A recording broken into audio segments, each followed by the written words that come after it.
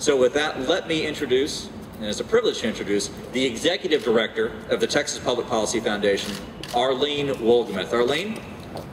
Thanks so much. Thank you, Josh. We all hear the words quoted frequently that Thomas Jefferson penned in our Declaration of Independence about life and liberty. But Thomas Jefferson also wrote about light and liberty. And he had this to say: above all things, I hope the education of the common people will be attended to, convinced that on their good sense we may rely on with the most security for the preservation of a due degree of liberty. He connected education and liberty, and that's what we are about. We are about educating all of our students. We are about giving choice. We are about opportunities for all of our Texas students. And I will introduce now Peggy Venable, who is the Texas Director of Americans for Prosperity. Thank you, Arlene. We are delighted to be here today. Let me tell you why we are here. Imagine you're in the 6th grade and you dream of being a scientist, but you have been assigned to a failing public school. You want to stay in school, you want to go to college, but like many before you, those chances are really dim. Your parents don't have the opportunity to put you in a charter school. Those slots are all full. They don't have the money to put you in a private school. They can't homeschool you. Your zip code has determined your fate. And this is simply not acceptable in Texas. It is not acceptable that 300,000 students are stuck in 500 failing schools. It isn't acceptable that by the time I finish this sentence, one more student in America will have dropped out of school. It isn't acceptable that we spend only 50 cents out of each education dollar on instruction. It is not acceptable that we have one non-teacher for every teacher in Texas public schools. It is not acceptable that Texas schools had $8.2 billion in reserve funds at a time when they were demanding more funding for public schools. And it is not acceptable that Texas has spent 5 times more than the increase in student population over a 10-year period, and students' progress did not improve. Americans for Prosperity started the Red Apple Project to put the public back into public education. We support our education dollars following the child to the school the parents choose. And that's the important thing, that parents have the right to select their children's education. The fact is, today, the zip code is determining how well our kids are doing, and it is hurting those most vulnerable among us. Today, I ask one simple question of the public school crowd. If parents are happy with their kids' schools, would they move? Thank you. I'm sorry, who is? Oh, and now I'll introduce Brandon Swenson, who is Director of, or Coalition Director of the Alliance for School Choice. Okay, thank you. Good morning. I wanted to just start with pointing out that last night I had the opportunity to have dinner with Diane Ravitch, who is the headline speaker for today's Save Texas Schools rally. And there's a lot of points that I want to make, and the first is that they are organizing today to demand more money. Our coalition is demanding more accountability and more parental choice. They're demanding more government. Our coalition wants more freedom for parents to choose. And finally, when you look at the name of their rally, Save Texas Schools, we're here to save Texas students. And the bottom line is that the status quo, the one-size-fits-all model, is no longer working for our students. Right now, your zip code determines where you go to school. We want to fight for children no matter what your background is, no matter what your family's income, no matter what neighborhood your parents live in. You deserve the same opportunities as every single student across the country and across the great state of Texas. So today I would like to urge every single legislator, Republican, Democrat, no matter who you are, to think about education reform as a nonpartisan issue. Because every day that we're wasting time playing party politics, we're putting another student's life at risk. And I just encourage everyone to think about education reform in the sense that this is our duty, a moral obligation to the students of our country and to the students of the state of Texas, that they deserve school choice options and they deserve the opportunity to attend the very best school that their family wants to send them to. Thank you.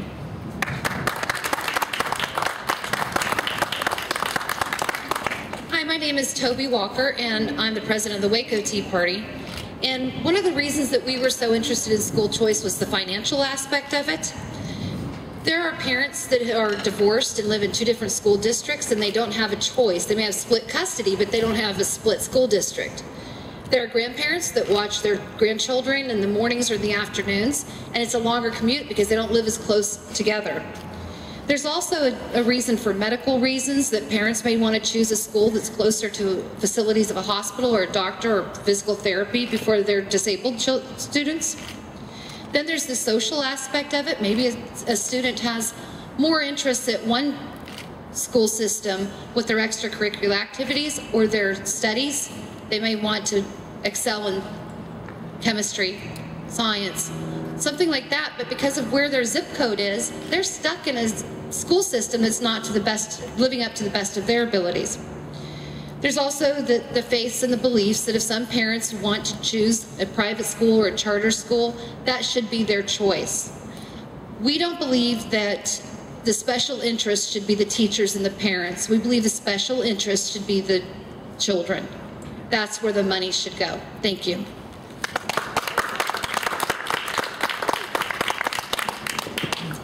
Howdy, my name is Nathan Opie. I'm with Empower Texans and Texans for Fiscal Responsibility. I want to thank all y'all for coming today. Education in our state is at a crossroads. Fortunately, this session we have an opportunity to enact systemic reforms. Before I joined Empower Texans for 2 years, I worked as a public school teacher in Houston ISD, where I had an opportunity to see the amazing students and dedicated teachers that we have in this state. But I also saw the challenges that they face every single day, and I know how broken the system is. Right? We throw money at the problem, we create new tests, we even tried racing our way to the top, yet none of it is working. Make no mistake, our students are not failing us, we are failing them. Because we've created a system that puts administrators and bureaucrats ahead of students, parents, and teachers. Never in my time in the classroom did my students need more administrative oversight. What they needed were engaged parents who were empowered with choices. Let's be clear, the single most important factor in a student's success in education is parental involvement, right? Now, educrats will tell you that they want parents to be involved, but the fact of the matter is they don't. Because sure, it sounds great, but when parents are involved, that means there's real accountability. Right? Unfortunately, Texas' educational structure enslaves students in a system that determines their worth based off of their zip code. Simply put, we have too many kids in failing schools with no way out. So what's the solution? It's choice. Right? People who support students and want the best for them support strategies that get students out of failing schools immediately. Right? Parent triggers or lifting the cap off of charter schools are just a few of the options we can afford parents and students when we stop putting adult comfort ahead of student success. Now is the time for Texans to have real choices in education, and now is the time to save Texas's students. Next up, we got Chuck DeVore from TPPF. Good morning. I'm Chuck DeVore, Vice President for Policy with the Texas Public Policy Foundation. I'd like to leave you with just one very simple fact that is never discussed when it comes to education funding in the state of Texas.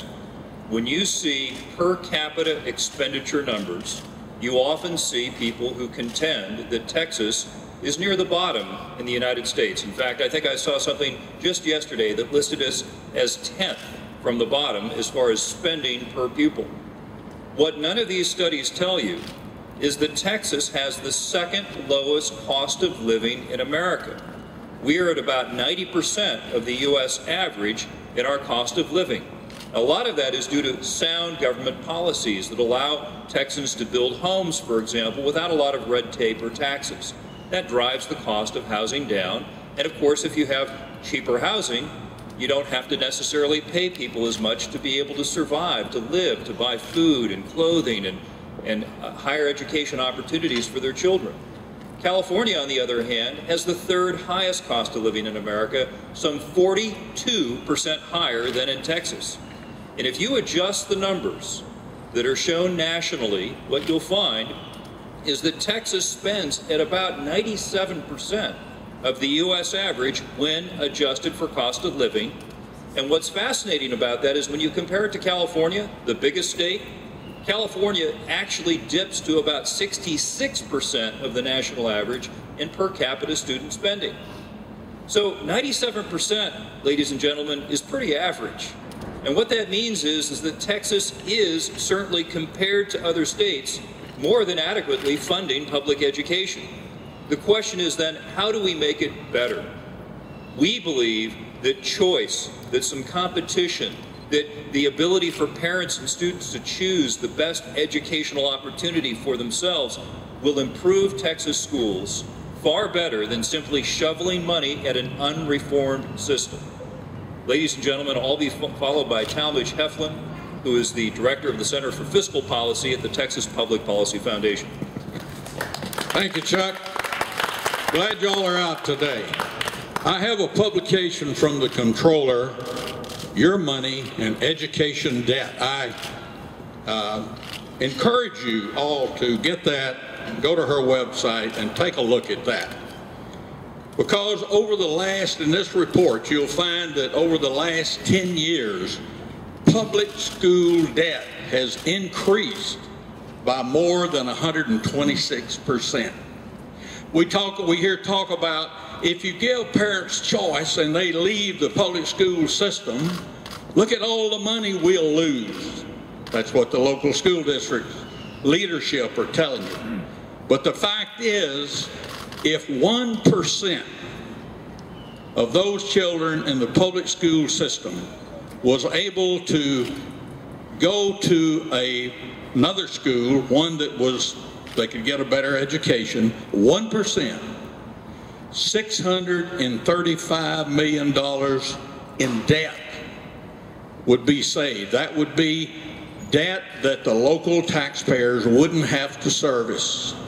If 10% elected to go to the private school system, $6.4 billion in debt would not have to be issued. Ladies and gentlemen, the public school system shouldn't be about better buildings. It should be about education. And to fill you in on that, we have the face of public education at Texas Public Policy Foundation, James Golson. Thank you, Talmadge. Thanks, everyone, for coming out today. My name is James Golson. I'm the Education Policy Analyst at the Texas Public Policy Foundation. And the nature of my job is that I spend a lot of time researching and looking at the impact these choice programs around the country at this point have. And one of the things that I've found is that not only does choice improve opportunity for all students, or will improve opportunity for all students in Texas, all students who participate in these kind of programs, but they can benefit the entire education system as a whole as well. And you know, one of the best examples of this is a homegrown program, the Edgewood Horizon Scholarship Program in San Antonio a few years back. During the run of that program, not only did academic performance improve for students who are actively receiving a scholarship, but during the time, the public schools in that district saw their graduation rates go up, they saw their dropout rates improve, they even saw teacher salaries improve. And so that's why I believe as strongly in choice as I do, not because, or certainly because it improves opportunities for all students to attend a school of their choice, but also because it can improve and strengthen the education system in Texas as a whole. That's why we need comprehensive reform right now. And with that, I'll turn it back to Josh Trevino.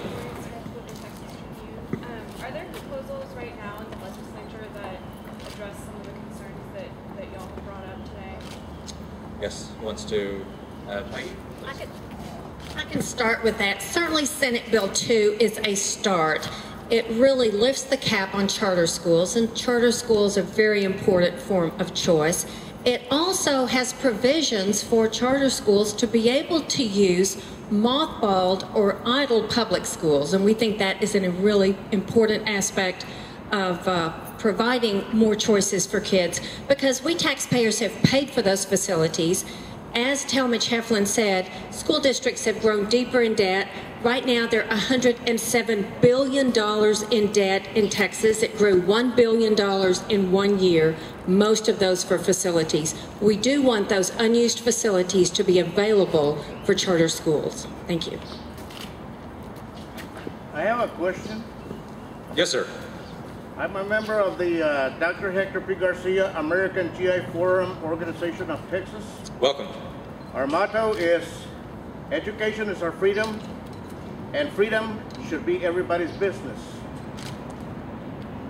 Where does that $5.4 billion that was taken out of the education fund fit in with the schools that have been forced to shut their doors, and now since they're vacant, the private enterprise, which is the charter schools, want to move in and save those schools that were vacated because of lack of the $5.4 billion that was taken out of the education system. Isn't that like starting a fire so that there's a demand for a fire department? Well, does anybody want to address the $5.4 billion number? Oh, and also mention Yes, the schools in the Edgewood School District that had to close their doors because of the charter school that Dr. Lininger put in on Castroville Road. Well, first of all, charter schools are public schools. And if you look around the state, you will see that the funding reduction, actually it was holding the funding steady and not reducing it, there were no cases of schools closing because of that. There are other reasons schools close. But the fact is, Edgewood School District improved their education output because of the competition from the charter schools and the opportunity of students to go to private schools in San Antonio. That's a fact. The fact is, there was talk of hundreds of thousands of teachers being laid off because of the reduction. That holding funding steady, there was only somewhere around less than 10,000 teachers that lost their job, and if you looked closely, you might find that that was for other reasons. School districts are doing fine. They are advocating for more money, but they always do, they always will, and the focus needs to be on the student and the education they're getting.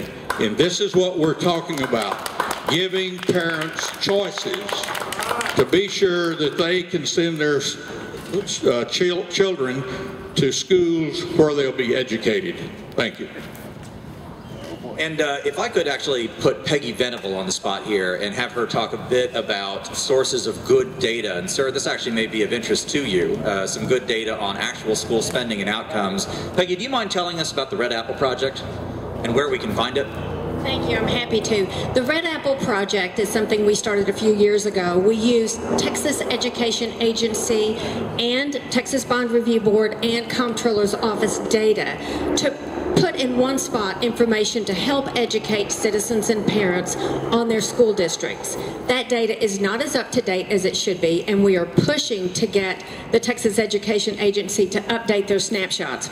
But I will simply refer to the gentleman's question, who is now left, and the fact that over this 10-year period, when education spending grew at a rate of almost 5 times faster than enrollment, with enrollment being the green line, spending being the blue line, we have continued to fund education more and more.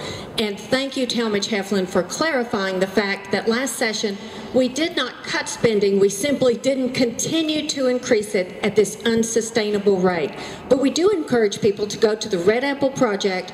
We do not come up with that data ourselves. We use official state data. We'd like to have more of it, but we want parents to know just how their school districts are doing. And let me share with you, a lot of school district officials don't like that information being made available.